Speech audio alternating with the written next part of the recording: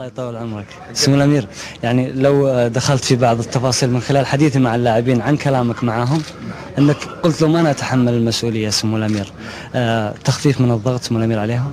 هو بطبيعة الحال دائما أني أنا أتحمل المسؤولية، وأعتقد أنهم أبنائنا اللاعبين على مستوى عالي جدا من التفكير، وعلى مستوى عالي جدا من الخروج من هذه الكبوة التي حدثت. وأنا واثق كل الثقة إن شاء الله يوم الأحد سوف نرى المنتخب السعودي بثوبه الصحيح وبحلة جديدة وبتشكيل جيد وبأداء منظم، وإن شاء الله بحول الله وقوته أنا متفائل أنه إن شاء الله راح تكون نتيجة إيجابية لصالح المنتخب السعودي. قلت لهم سمو الأمير أنا أتحمل، بالفعل تتحمل أنه مثلا تأخر قرار الإقالة، أم أنه بلغة الأب يعني يبغى يخفف شيء الكثير على اللاعبين؟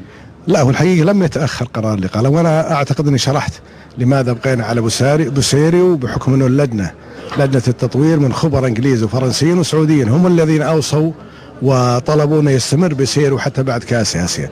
لكن ما حدث أمس من عدم التشكيل الصحيح وطريقة اللعب لم تكن مجزية الحقيقة، كلنا شاهدناها. فأعتقد أنه آن الأوان لتغييره وحل محل مدربنا القدير ناصر الجوهر، وأنا واثق كل الثقة أنه إن شاء الله منتخبنا سوف يظهر بشكل جيد وبشكل ممتاز جدا، حتى إن شاء الله يستطيع أن يحصد النقاط الثلاث أمام شقيقنا منتخب الأردن. ما ذكرت سمو الأمير عن المنتخب الأردني سيلعب يبدو لي بنفس النهج، سيكون موجود واللغة العربية ستكون موجودة، سيكون هناك حماس أبعد من التأهل كونه منتخب عربي أمام منتخب عربي.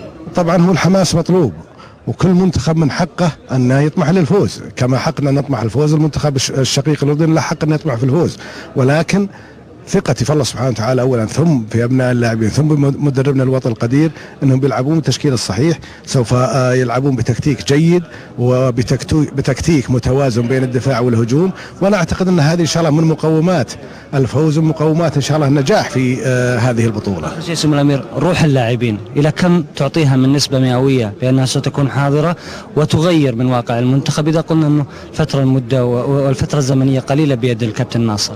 لا، أنا أعتقد أنه بعد اجتماعهم الليلة أستطيع أن أقول 90% من الضغط اللي على اللاعبين انتهى. 10% إن شاء الله خلال ال3 أيام المقبلة سوف ينتهي، وسوف يدخلون بمعنوية عالية جدا وبروح قتالية المعروفة والمشهورة على المنتخب السعودي، وهذا بطبيعة الحال يحقق إن شاء الله الهدف المرجو وهو الفوز إن شاء الله. شكرا.